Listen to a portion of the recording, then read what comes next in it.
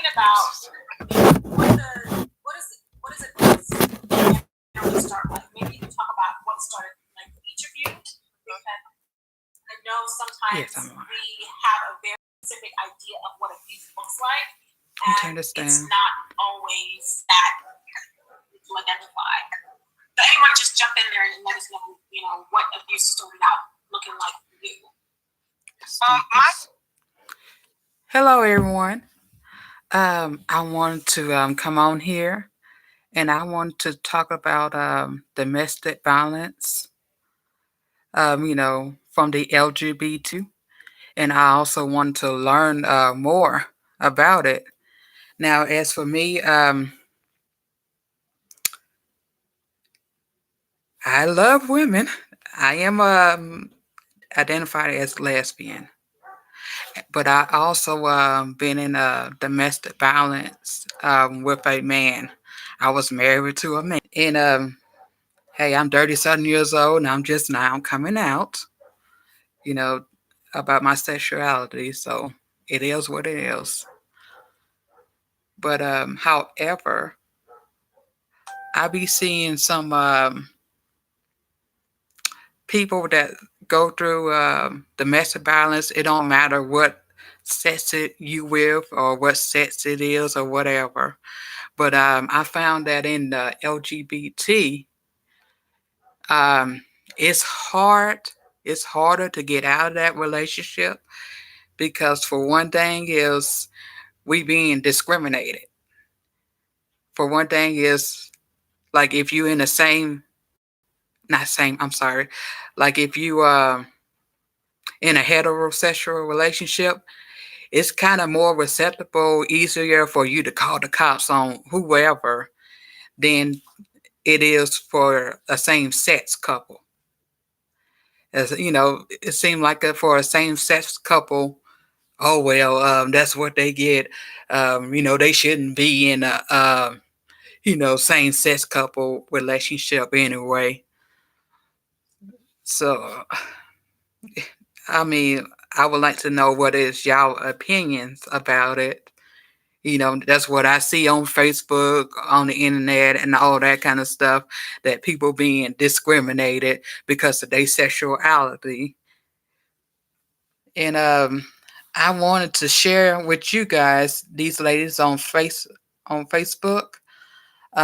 They talking about their relationship, and I want to know what is y'all opinions and how y'all feel about it and all that kind of stuff. Let me get this out there. Public announcement.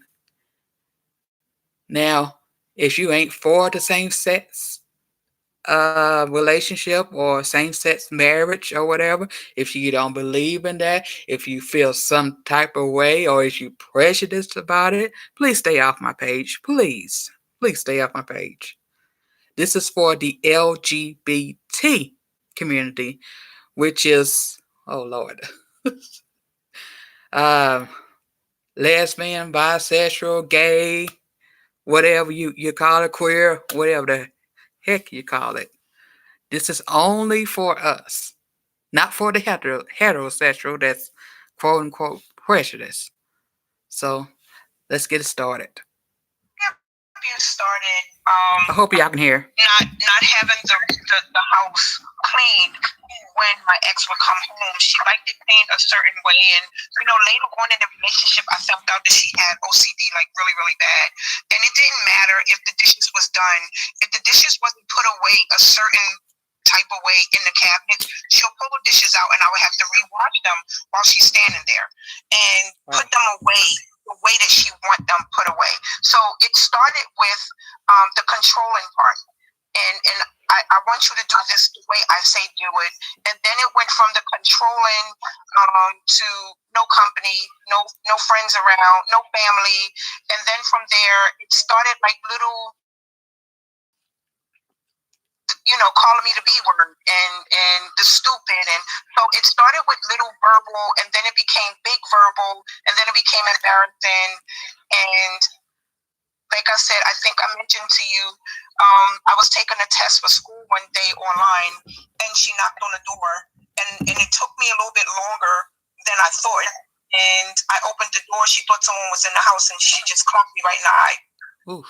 Just and I seen the signs, but I ignored the signs. It was the first relationship that I was in that someone actually showed they wanted to be with me for me. And like I've seen the signs, I ignored the signs. When I seen that she was telling me I couldn't be with friends and I couldn't go visit my parents, I'm thinking, oh, she want to spend all her time with me. And it was like the deeper I got in, the more signs that I seen, the more I chose to ignore those signs.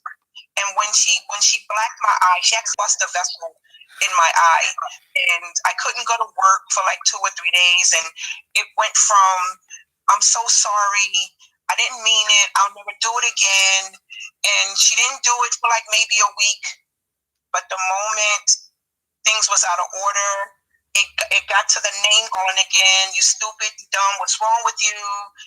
And if I looked at her the wrong way, then the physical part came in. But it definitely starts with the mental, and you start questioning yourself. Well, what am I doing wrong? And then from the mental, it goes to the verbal, and from the verbal, it definitely goes into physical.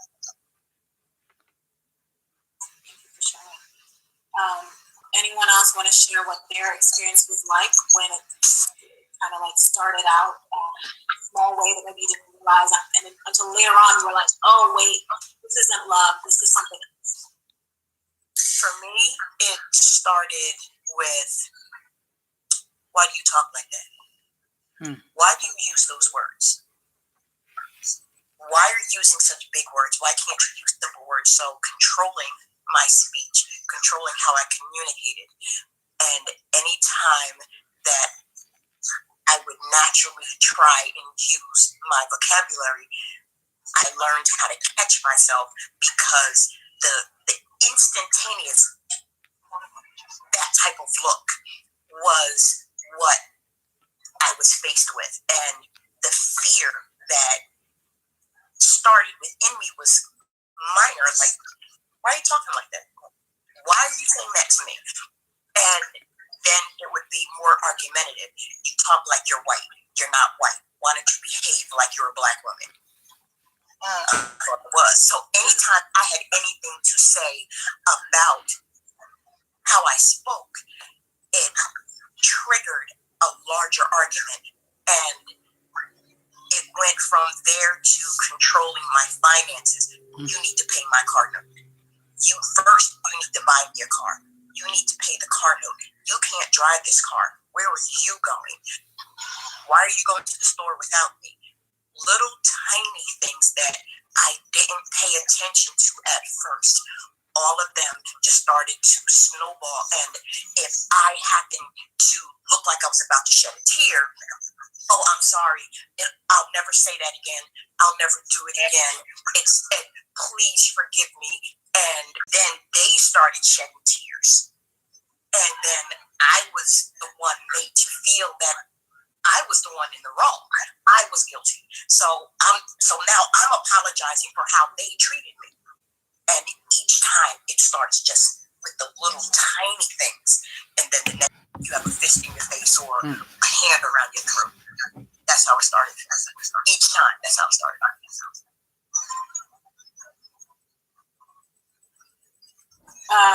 Someone mentioned tone policing, which was basically what was happening with Sandy. Yes. Basically telling you that you keep speaking a way that makes her feel comfortable. Yes. Yeah. So you have to adjust your speech to make her comfortable. Let's see. Kashia says. Kashia says, I've gotten a lot on how I spoke. I was told you act like you're better than because of my power. Yes. Yeah. Shannon says she just left a year for Phoenix. Shannon, I'm so happy for you that you were able to get away and that you are safe now. Hope you're in a safe place. Hi, Yaya. Thanks for joining us. Brittany, do you want to share a little bit? You said that you've had this experience a couple of times. You've been in a abusive relationship. Yes. So I'll say the one that stands out. the little instances of abuse that it took me some time to recognize. It's just small moments of gaslighting and humiliation. So they started out as being extremely aggressive with pursuing me. She was telling me, I'm different than any girl that she ever met, and she wanted to date me and be around me, and she wanted to be exclusive, but all very, very fast. And then it went from that to let's spend time with your friends, but then when we're in front of my friends, embarrassing me. Why did you choose to wear that? That doesn't look good on you. You're gaining weight. Oh, you've gotten too thin. Or I recall a moment, a time in which we were having game night at my house. And it was a couples game night, so obviously couples pair together.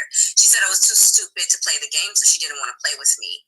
And I remember before I met her, I was extremely confident. I was doing extremely well in my career, and I was very proud of where I was.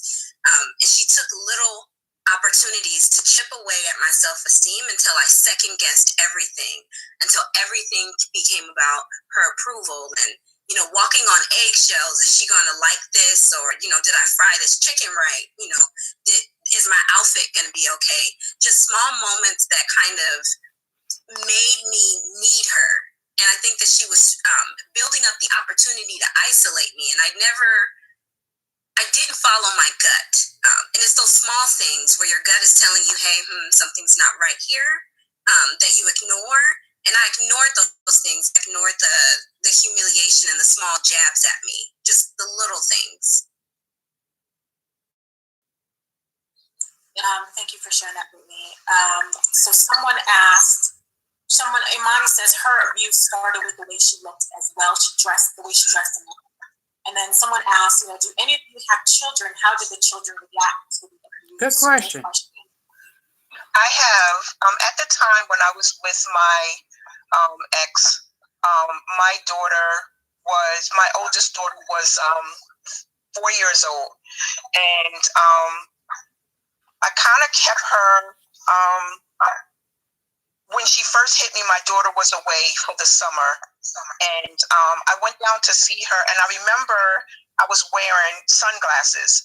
And she was so excited to see me. She ran and we hugged, and my glasses kind of like shifted on my face, and she's like, what happened? And I told her, I said, I ran into the door by accident. And she was like, oh, it's okay, mommy, you're still beautiful with the black eye.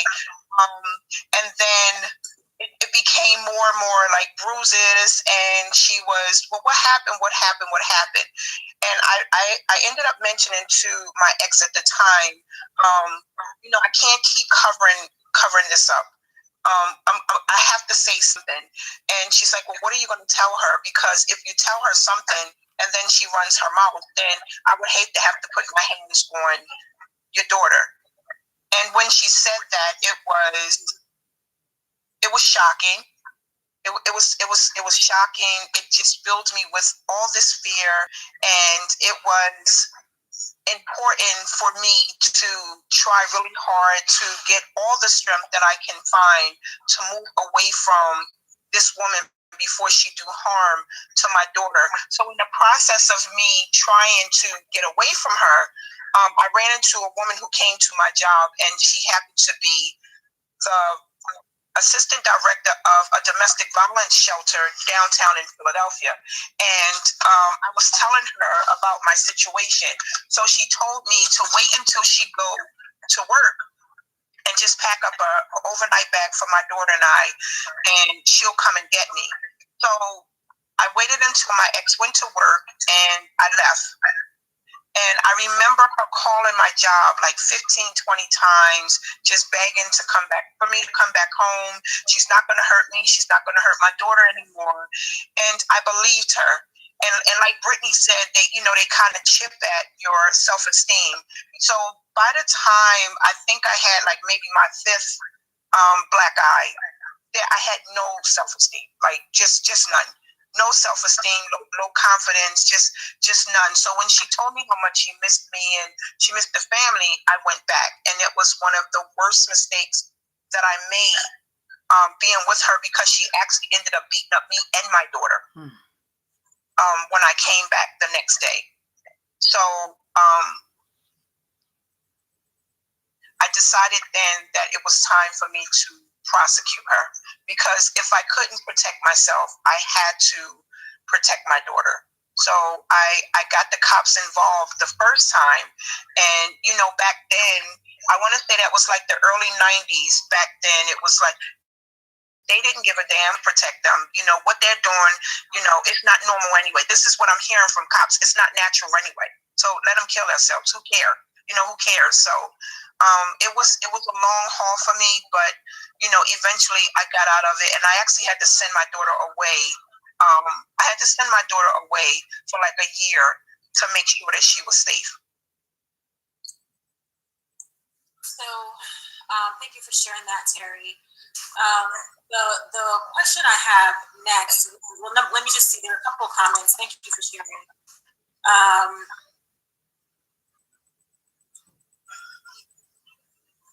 So this is one of the challenges I think that makes it a little bit harder. I don't know if it's just easier now. There's more resources now for LGBTQ folks, but I know that there really weren't a lot of resources for us, places to really go. I know when I was experiencing my abuse, it was extremely scary. I didn't really know where to turn. There wasn't a lot of information on the internet. And you're right, if you call the police, they're just kind of like, these two guys doing whatever. And you're right, and they're not very sympathetic. They act like they don't know what to do. Did Sandy or Brittany, when did you did you ever get involved? Yes. Yeah.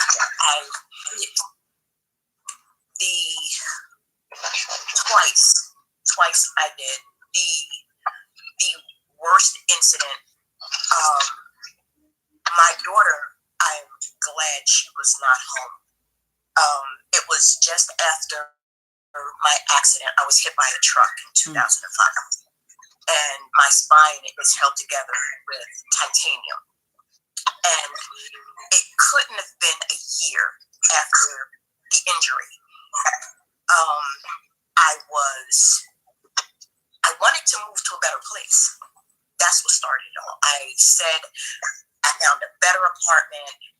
It's a lot bigger, better neighborhood. And the next thing I know, I heard the words, "You're not going anywhere." I said, "No, we're moving." "No, we're not." And I was thrown in the air. When I landed, I was choke slammed. I had a knee in my chest. If my daughter had been there, my daughter would have stabbed her. Plain and simple. My daughter did not like her. Did not like her for me. Did not like what my daughter saw it. I didn't see it. My daughter knew it was abusive. I was too close to the situation. After it was like WWE in the bedroom, my clothes were stripped off of me. Ripped. Not unbuttoned. Not ripped off of me. I was choke slammed and thrown outside naked. I had on a pair of socks. And I knocked on my downstairs neighbor's door, and I asked her to call the police. She said, "Are you going to press charges?" I said, "Yes."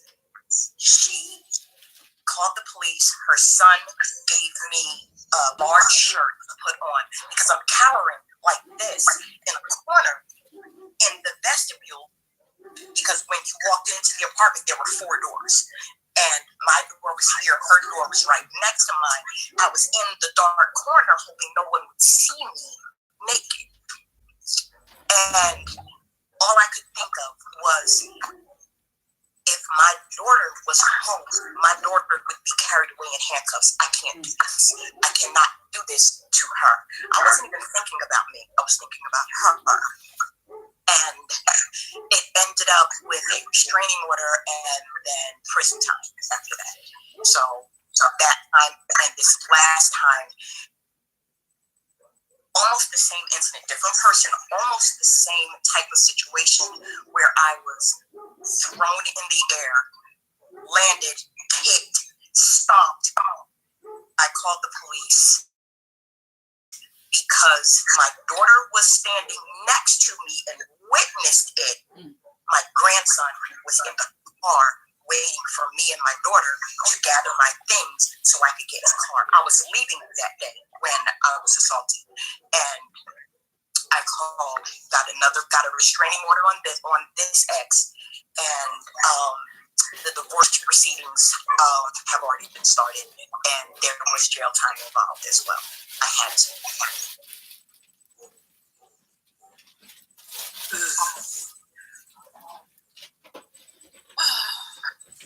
Brittany, when did you get the police involved with your abuser? So it was when things got to a point where I didn't know if I was going to live or die. So we had been in many altercations where she'd grabbed me or dragged me by my hair, and I would bargain with myself, and say, well, if it happens again, then I'll leave, or, I want to give myself this amount of time to leave.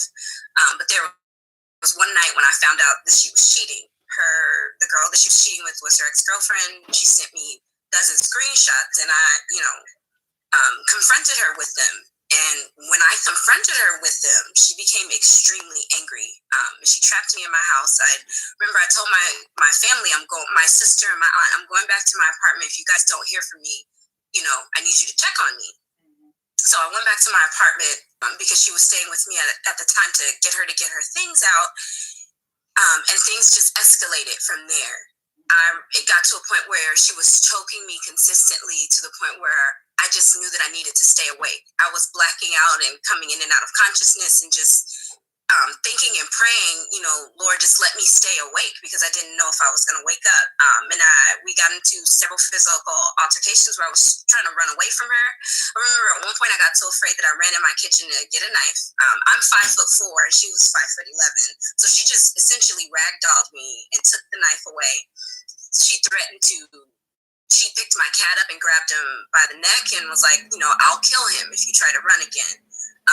And she sexually assaulted me. She took my phone. And so at some point throughout the night, she was drinking heavily. So as she went in the kitchen to get more drinks, I was able to run into the bathroom and grab my phone out of her pocket and text my friend and say, I need your help. I'm scared. Call the police, because I didn't know how much time I had. She broke into the bathroom and took my phone from me. And my friend called an Uber. She told the Uber driver, I guess, was telling her that no one was outside. And she said, just keep circling until you hear screaming. And I kept seeing my phone ring, and I was like, well, maybe my Uber driver's outside. So I waited until she wanted to have sex. After she assaulted me, she said, maybe we need to have sex to make it better. If we have sex, we'll be okay. And I told her, I said, okay, well, let me just clean up. And when she got up, I ran for the door, and I barely made it out. I had no pants on, I had no shirt, I had no shoes, and I hopped into the moving Uber car. And he drove me to my friend, and I told her what happened. We called my aunt, and she took me to the police station, and that's how I reported it. And we just pursued prosecution from there. My injuries were so bad after the rape kit that the state attorney in California took my case. And it took months to find her. She even continued to stalk me after that. She'd park outside my job, follow me home. And I had to show up to the police station to get them to do something, because the police didn't care. Because again, like the other two women said, there's a stigma attached to being a Black lesbian woman. They just consider us, lower than nothing. There's something that Malcolm X said. He said that the most unprotected person in America is the Black woman. The most unloved is the Black woman. And that rang true to me when I was standing in that police station. They didn't care. I literally walked up to a detective and I asked him, I said, do you have daughters? Someone assaulted me. Can you at least treat me like you would if I were your daughter? And he took my case. We took it to trial. But she ended up getting off after several months of going to court, because the jury decided that it was not physically possible for a woman to sexually assault another woman. This is in California. So I want to address a question that keeps coming up in the comments. People keep asking, were these masculine identified partners that you were with? Before you answer the question, let me just say this. Any someone is capable of abuse. That's one of the things we're talking about here tonight.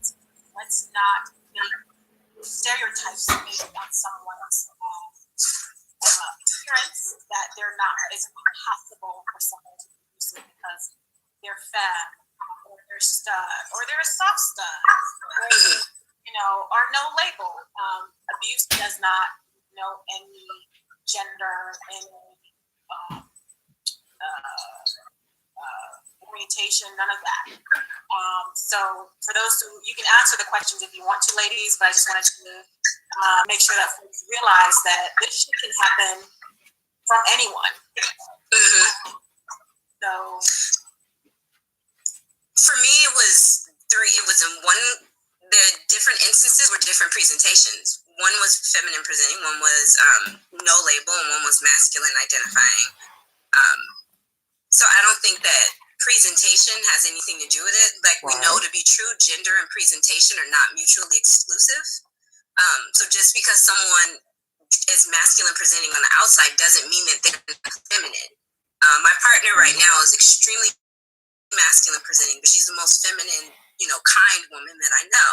Can't go by the appearance. The person that assaulted me, who I had to prosecute, she showed up to court in a 2-piece skirt sweater set. So I don't think that presentation plays a role. I think it's about the mental health and stability of the abuser.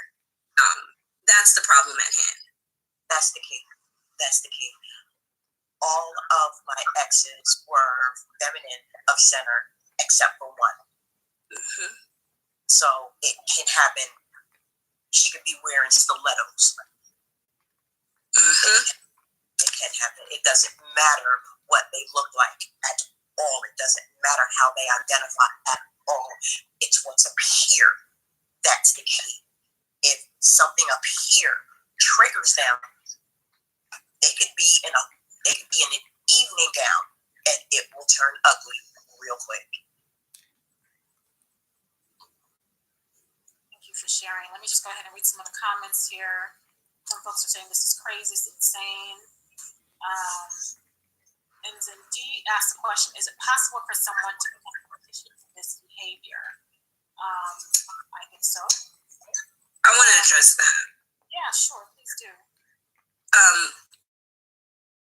I think that not only is it possible for someone to become conditioned to it, like someone mentioned earlier, the abused can become abusers, and we can also be trained to, are conditioned to identify toxicity as love. That's a lot of times why people stay in abusive relationships, because there is some part of us, which is an extension of some sort of previous trauma, that has taught us that pain or that toxic moment or that level of aggression is their way of showing their love for us. So yes, you can be conditioned to become an abuser. You can also be conditioned to accept abuse as love. Here's the key for me. I was raised in a 2-parent household, a very abusive, verbally and physically abusive household.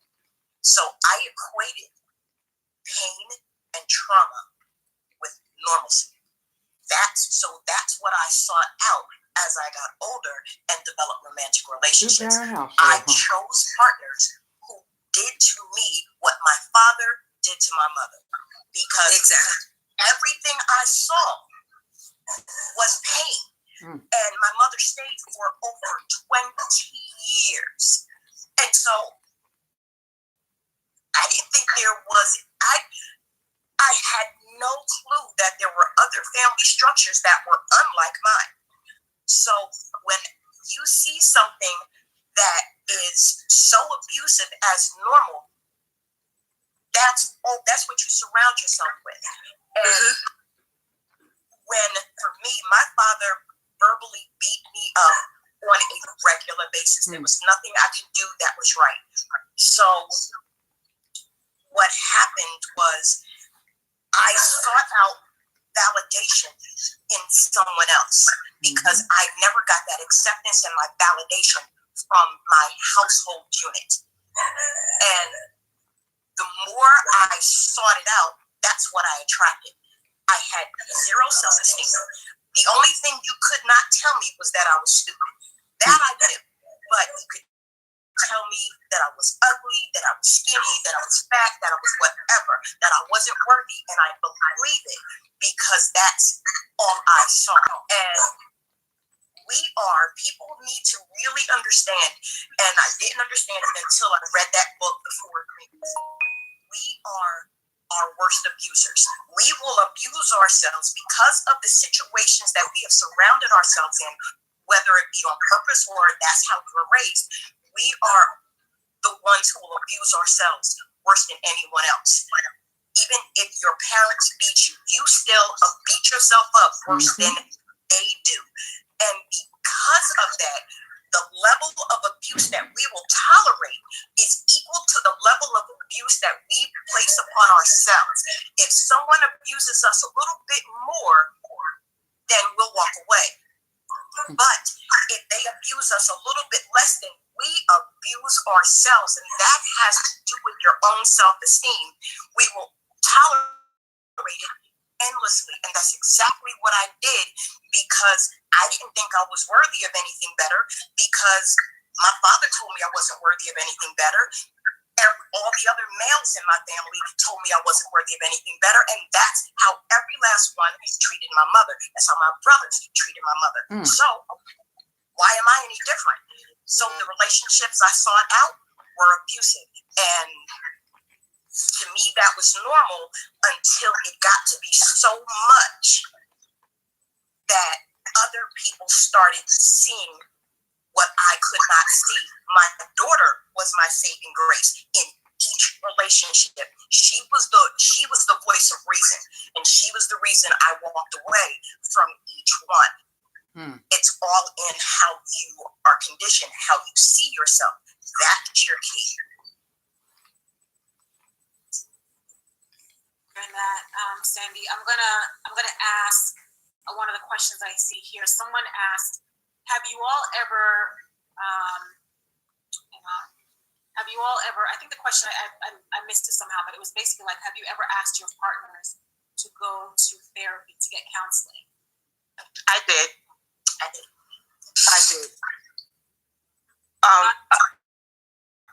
Well, go ahead, Sandy. In asking her to go for counseling, it was like in asking her to go to counseling, she thought that I was actually attacking, and antagonizing her to show her that there was a problem. There was an underlying anger problem that she just refused to deal with.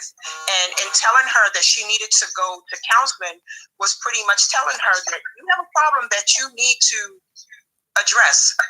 And she didn't find nothing wrong with the behavior. So that's why she was totally against counseling. If you don't think that anything is wrong with you, then you're not going to be open to try and get any kind of positive reinforcement, feedback, or counseling. Yeah, I was going to say that I think everyone's different, but I feel like the counseling is not going to work because it's not. Wrong with your behavior, like Terry said. It's not going to work. The counseling I ask over and over. Yeah, I recommend counseling for you so that you can have the strength to leave a situation that you know is Yeah. I was going to say that.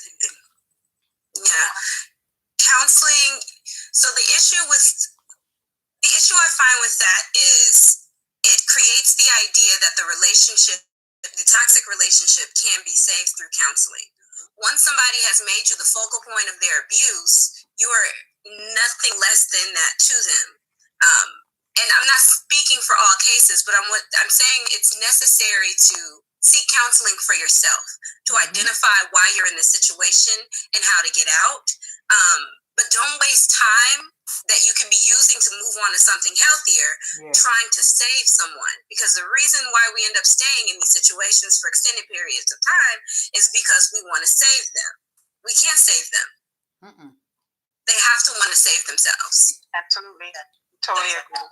Exactly. You brought up something, Brittany, that remember a few years ago there was a hashtag, there was someone, I don't remember how it started, but there was a national conversation about domestic abuse or intimate partner violence. There's different names for it, but it's the same thing. And saying, why did you stay? Why did you stay? And, you know, it's one of the most infuriating questions. Oh, it is. You know, and then there was a hashtag that was started saying, you know, why I stayed. Because, you know, it's like putting the blame on the victim. So let's talk a little bit about why you stayed. You stayed, and also I'm going to go close my window because I can hear all kinds of things. But I'm here. Okay. Why I stayed, I was trying to come to terms with the fact that it was happening. I think a big issue is that people think that just because a woman is in an abusive relationship that they are weak, and it is because of that weakness that they stay. I want to be clear. The position that I was in my life, in which I was being abused, when I walked into a conference room, people sat at attention. The sound of my heels, caused people to sit up straight. But then I was also going home and getting dragged through the parking lot by my hair. It's not about weakness. It's about, there are different reasons why we stay. There were times in which I thought that I could save her, that if I loved her enough and that I showed her that she could be loved and penetrated her with love, that, she would change. Or bargaining and trying to not even accept the fact that you're in an abusive relationship, because that means you've fallen victim to a stigma that you've played into yourself, that you're indeed weak. We have to eliminate the idea that women stay because they're weak,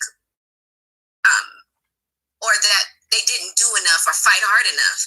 We run, we scratch, we fight, we kick, we scream, but that doesn't mean that, in those moments we made ourselves safer. That's not why we stay. Exactly. I stayed because I didn't think I had anywhere to go. Not having an exit strategy was why I stayed. Not realizing I was so deep into it that I didn't realize that it was my place to begin with. But I knew I needed to leave. I needed to be safe. I wasn't sure if I left, I would survive. I didn't know that if I went to my sister's house, I was always welcome there. What if I was followed there? My sister is disabled. I don't want to bring violence into her home. I don't want my sister to be attacked because I ran to her. I didn't want my mother to be attacked because I ran to her. So trying to keep everyone else safe. Remember, I am the lifesaver. I was a 911 paramedic. I was one of 5 Black female paramedics in the entire state of. I was the only Black female supervisor in the entire state. Every medical command doctor loved me. I was at every executive meeting. I held power. I saved women who were in abusive relationships. And I knew that their biggest issue was, where am I going to go? And I still live in Philadelphia. I work in Jersey, live in Philadelphia. The resources for us were non-existent. So my fear was, where am I going to go? Where, 1, I'll be safe, and 2, wherever I go, the people I am with will be safe. That's why I stayed as long as I did. I stayed because I was involved with a police officer. She had a very high rank in the precinct, and when I met her, I was working. I had my own business. And I always wanted to go back to school. And she told me that if I stay home and make sure that the house is clean and, everything was taken care of in the home, then she would pay for me to go to school. So she pretty much controlled the finances and all of that was going on in a relationship. When I did finally get tired, I started going down. The very first time I pressed charges on her, I went to a police precinct that was nowhere near where she lived. Where she worked. However, because they knew her name, they called the precinct and let her know that I came down and I filed charges against her. And somehow the charges was disappearing. Like they They never made it to a courtroom. I never, like, I never got the protection. So when I finally, I filed charges. I want to say that the third time I filed charges against her, I was coming out the barbershop, and it was actually a lesbian that owned the barbershop, and she was like a dom, and she thought that I was going there, sneaking behind her back to see her, but she actually was cutting my hair. And I was coming out the barbershop, and she found this stick on the ground, just picked it up, and just cracked me across my head with the stick. I don't remember too much after that. I do remember waking up in the hospital. There was these two cops there, and I remember one of them saying, you should have did your background when you got with her. I didn't know what he meant by that, but they took me to a shelter in Coatesville, PA. And I remember a female detective coming to me, and she took my statements, and she said I was wasting my time. They will never prosecute her. The charges, like I said, her charges was disciplinary, like never made it in front of a judge, none of that. And I just felt like, okay, I'm never going to be able to prosecute her. Let me go back. The night that I was going back to her, I believe it was my higher power that stepped in. There was a police officer that pulled up to the side that was from Coatesville, and she was talking to me, and she told me that domestic violence shelters in all 50 have to keep 3 rooms open in the shelters for a woman who's escaping from another state. And when she told me that, she gave me a phone number, and they gave me, they sent me a ticket that night. They paid for my ticket, and my daughter and I went to a shelter that was in Florida. Somehow she found out I was there. Like I said, I won't do it again. I won't do it again. I came back, and I ended up staying again because she didn't want me to work because her fear of me leaving her for good. She didn't want me to work. So I pretty much stayed for financial reasons. And then I was really afraid for not only for me, but for my child as well. Thank you for sharing that. Let me just share a couple of comments here. Cynthia says, often when I fought back, it tormented me to have to lay hands on the woman I loved to defend myself. I blamed myself. I stayed because I honestly didn't feel like I deserved better than what she did to me. The negative shit she said to me about that emotional beat down isn't a beat. Wow. Marlon says, when I suggested we go to counseling, she said yes. While we waited in the lobby before going in, she told me not to tell the lady about our physical fights because she was picked up the army. So this is wow.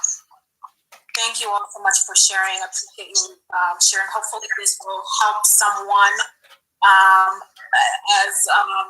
If you are, there's just not a lot of information on data on domestic abuse for people in same gender relationships. But I do have an ebook here that I can share with you all that has some information that may be able to help you. And also, I'm sorry, go ahead. I'm sorry for cutting you off because I still work in that field. Every police station in every state that we have now has an LGBT activist who works in the precinct. And if there's a woman in this group or they know someone who is afraid, they can go to the police station, they can call 911 to the house, and they can tell them, can you please send someone from the LGBT division to come, because they're actually trained a certain way to deal with the LGBTQ community. You can send a heterosexual police officer there who won't understand that abuse is just what it is, abuse. It doesn't matter if it's same sex or not, but because you can send a heterosexual police officer there whose Christian beliefs will come in between him or her, giving you the service that you need. So my suggestion to anyone who is going through domestic violence in the same sex, you have the right You have the right to call up and ask to speak to someone in the LGBTQ division to come out and offer you the assistance that you need. And if they tell you no, then you need to ask to speak to the next person in charge, because they now have that division specifically geared towards the LGBT community. So much for sharing that. I did not know that. So yes. I'll update my booklet. In the meantime, I'm also sharing here the National Domestic Violence Hotline number for those who may need it. May want to share that. Why don't we do this, ladies? Can we talk a little bit about some red flags or some things that may help women kind of recognize the subtle about some of the signs that you saw earlier and kind of ignored?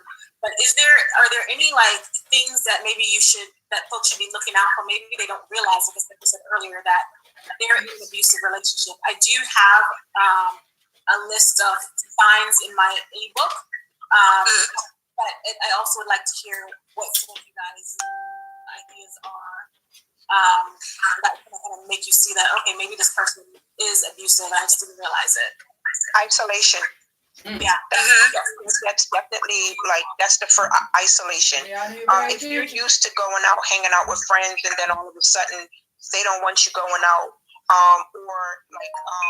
well, what time you going to be in? I need to see this person. I need to know who you hanging out with. That right there is, for me, was definitely a start. Why are you so close to? So yeah, that's a flag for me.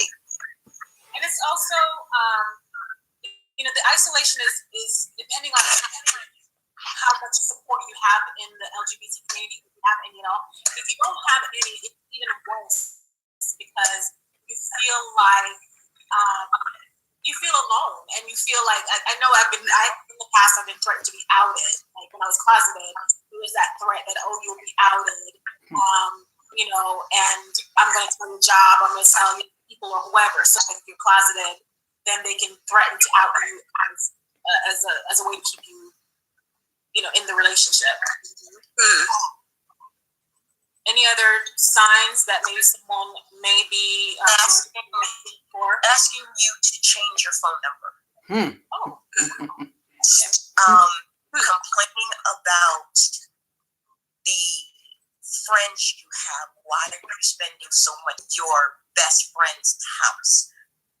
Because isolation doesn't come in the form of, I want you all to myself. You can't be around anybody. It's the little tiny things. It's those little moves.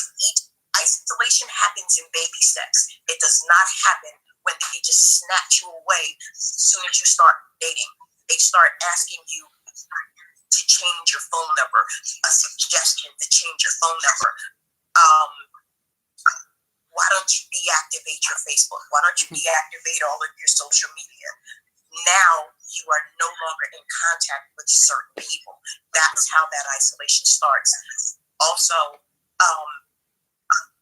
if you're in a living situation, if they're living with you, and all of a sudden you're the one paying everything and they pay zero, when they suddenly switch things so that now you have to be there because you're the one who makes the household run, but they're the ones who start dictating what you can and what you cannot do in the home.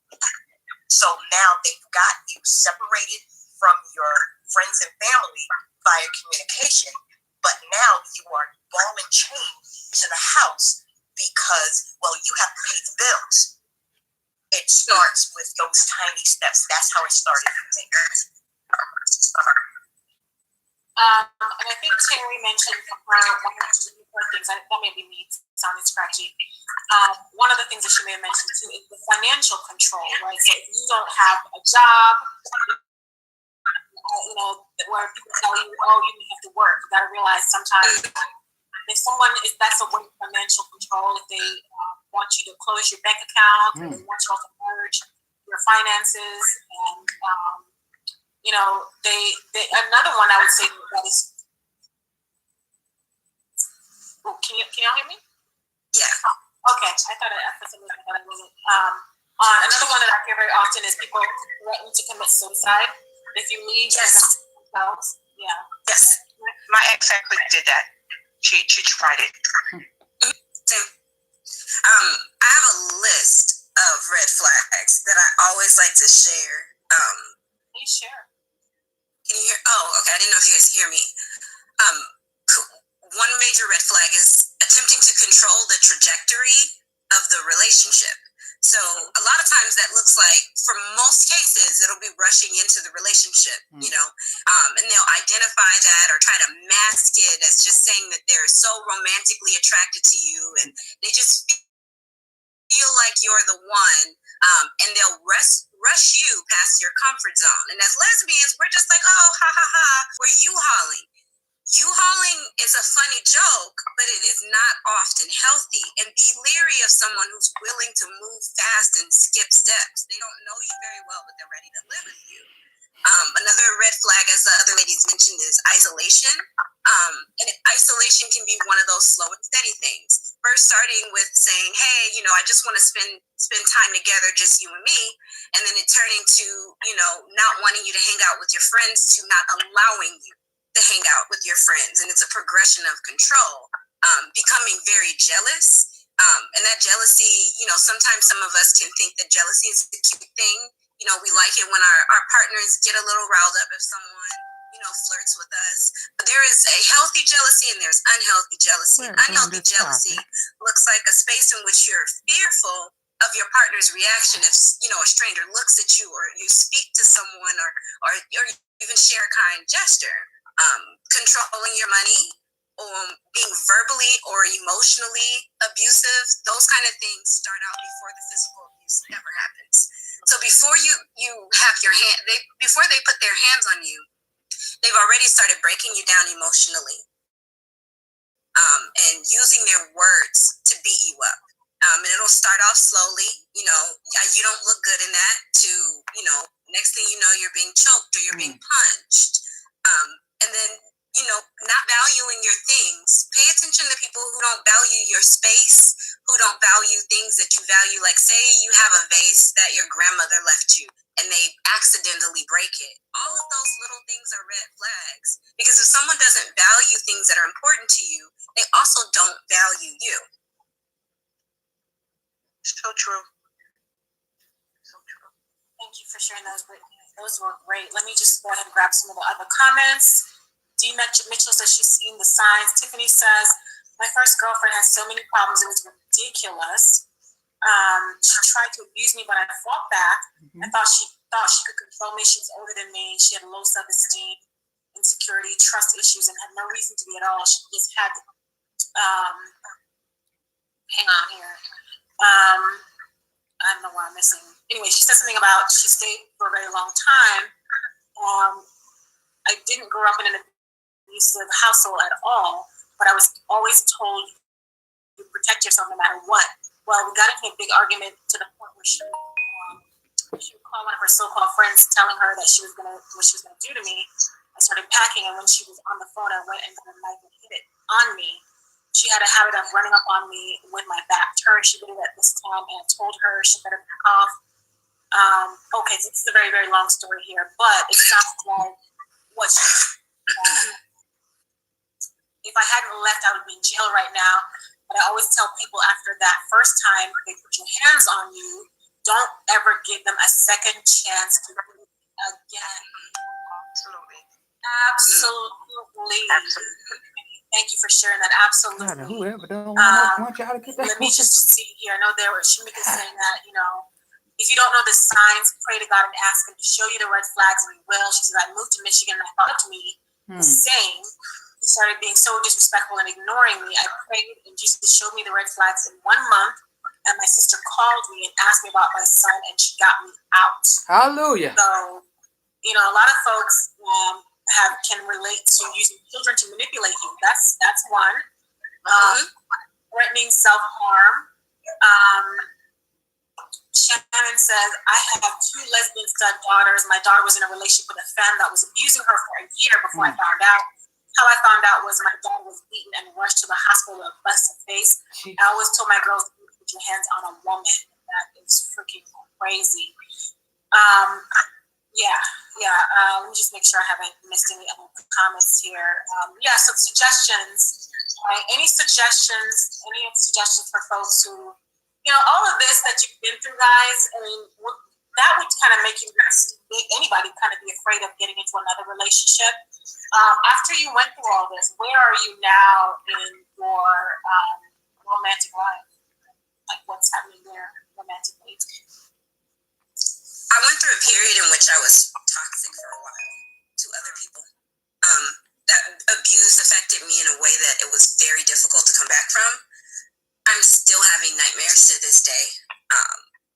What I did was I took some time to explore myself, and I got therapy. And that was the first step because I had to identify the root of me accepting it for so long. Realizing that I was attracted to these toxic traits my father had because I was still seeking validation from that same energy, and recognizing some holes in what I felt like was my armor and patching those up in therapy. And now I'm in a relationship. I've been in a relationship for 3 years. I live in Michigan with my partner. I moved out here from California, but even moving out here, it took some convincing and some time because the trust issues don't ever go away. No. You just learn how to identify the difference between your gut and your trust issues at a certain point. That's a good point. It took me, I can definitely identify with Brittany with the, becoming the abuser. It took me to get stabbed and almost lose my life. The young lady that she was seeing after me, she was abusing her as well, and she called both of us to the young lady's house because she wanted to give us some items that she had taken from us. That was important. And when she got us there, she stabbed me, and then she stabbed and killed the ex-girlfriend. And then I became really angry because I felt like had I just stayed with her, then the young lady would still be alive. Or had I told the young lady not to go, she'll still be alive. So I became very angry for a long time. And I knew that I needed to talk to someone. But instead of going and talking to someone, I actually got involved with a woman. And every little bit, it pissed me off. And it just reminded me of the ex. And I started giving off that behavior that I experienced in my prior relationship. And, the verbal started. And one day I realized I started sounding like my ex. And I think she knocked over my father's urn, and some of my dad's ashes came out. And I just, I got real angry and I shoved her. And when I shoved her, I said that was it. So I kind of stepped away from her and went back to Jersey, and I stayed with my mom, and I took some time out that I needed. And I want to say I was single for 3 years. And I got the counseling, and I started talking to other women. I started talking to the young girls in the neighborhood, helping them to identify their self-worth, and in order for them to be able to identify what's really going on in a relationship and the manipulation that an abuser have. And I made peace with myself. I went to the jail and I visited her because I knew in order for me to start forgiving her, I had to forgive myself, but I had to go have that conversation with her in the prison. And I had to really work on me in order for me to get the courage to go to the prison and tell her that I forgive her. So in doing that, in going to the prison and telling her that I forgive her, I definitely forgave myself. And that's what made me become the activist that I am today, to help other women survive. And I mean literally survive, because you can move out of your abuser's home and still end up losing your life. You gotta know your worth in order for you to walk away from that and stay away from that. So today I'm definitely an activist, and I rally really big, really hard with LGBTQ funding to bring the awareness to our lesbians and let them know that this is not somewhere you have to be. There are steps that can be taken, and you know, we gotta get it out there, you know, because they've been shoving it under the carpet for so many years. And this is why a lot of women stay that's lesbians, because they don't have the outlet. So I fight for them. And Terry, Sandy, it looks like you're going to say something. Yeah, when I left that relationship, I was angry. I had a lot of hatred built up, and I had to take time to forgive myself for allowing it for so long. But then I knew that the common denominator in each of those relationships was me. And I was attracting a certain type of individual. In order to prevent that from happening again, I had to fix me. So I went into intensive therapy. And there was a level of the therapy called PE, prolonged exposure. So you are put back into whatever traumatic situation it was for 90 minutes, and you relive it over and over and over again for 10 weeks. At the end of that, because through all of these relationships, I ended up with PTSD. My symptoms went from severe at the beginning of that therapy to mild to none at the end of that therapy. And then we switched into self-esteem building therapy and knocking down those myths the traumatized little girl in me had, so that when I decide that I'm ready for another relationship, I will look for a healthy relationship because I'm different. So working on, I prefer to stay single, and I'm still single. I'm going to stay that way until I am convinced that I have the highest self-esteem. I have an outlook on life that is positive, and I surround myself with nothing but that, because once I am sure that I'm in that place, then I know that I will not accept anything other than what I deserve. And I know that I deserve that. That was my journey.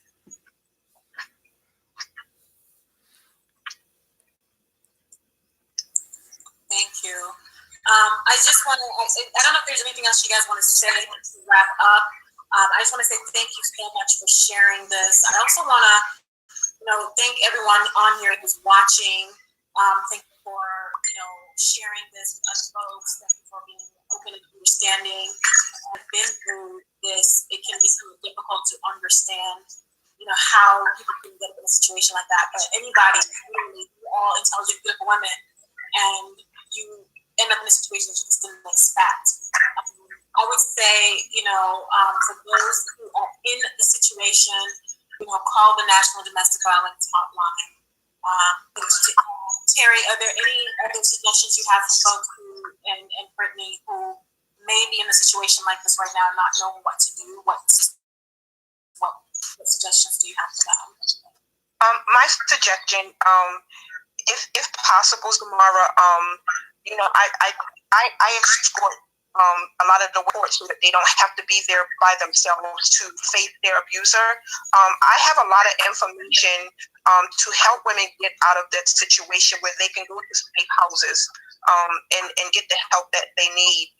If possible, I would like to leave my phone number and my email address with you, where you can forward it to them and they can reach out to me, and I can, direct them to where they need to go. Okay.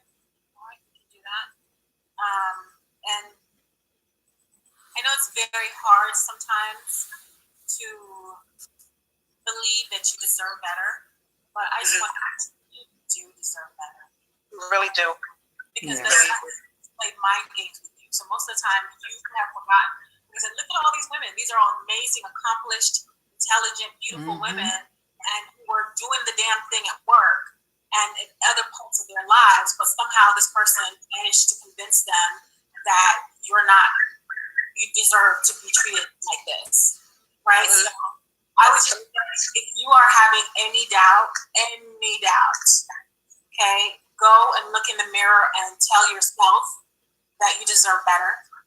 Remember these women's stories, how they've gotten out of this situation, and it doesn't have to get physical, because you don't need it to get to that point. As soon as you're feeling uncomfortable, you're feeling like your gut instinct is telling you this isn't right, this doesn't feel good, I don't feel comfortable, listen to that.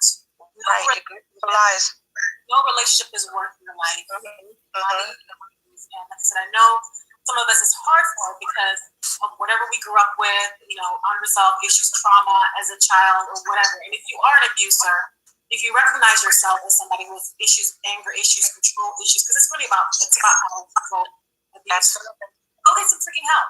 Get some help because it doesn't mean that because you are also a victim probably if you are in a victim. So get some help. If you need some support, definitely contact us. I'll send you the ebook and send you some resources from Terry. Terry, we'll get together and put some more resources because I need to update okay. that we could do. And again, ladies, thank you so much for sharing your story tonight. Appreciate it. Yeah, and guys, send a message to the page if you have any questions at all. I'll do my best to connect you with as many resources as possible. Okay. All right, ladies, have a wonderful night. Thank you. You too. All right, y'all. I hope that helps somebody. And just know that if you are going through an abusive relationship, you don't have to, stay there. I mean, you're not alone. You're not the only one that's going through it. There's some shelters, even though you might have to look, even though you might have to look up the internet and try to track some. And some of y'all gonna have to get enough money, enough courage to go out of state, to go to a safe place. And this goes for men and women. You know, this is just for the LGBT people. I know a whole lot of heterosexual going through domestic violence too. But yeah, but I just hope that helps somebody. All right, I'm gonna get off here, you guys. Y'all have a blessed day.